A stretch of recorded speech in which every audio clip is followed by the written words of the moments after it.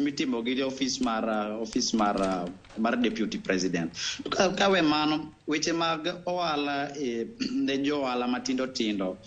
chulo shuru okraj to nego beni chulo shuru tineno gi mosuru ni timoni kaka in ngat mar ohala to onge kaka inyalo chulo shuru maromo sani koro ne giduoke ni ana jogo ma ne gikete atamalo adek ni atamalo adek kuom yuto temi loso kaka ja ohala to uso nuengo no te ikawo tamalo adek titero ne government to gini mano pok ging'iyo ni to ewi uso ni te ni loso ohala koso ni dhia ni yudo la mano ne pok ging'iyo en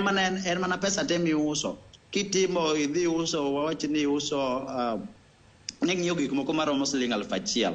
1,000 ni kiuse tidhi use 700 ni golo 3% imiyo government to ging'eyo ni idhi lal mar 300 kati ok yudo ohala mano gimpok ok gidwa ng'iyo gini wacho ni pesa mora mi uso igolo percent 3 imiyo government mano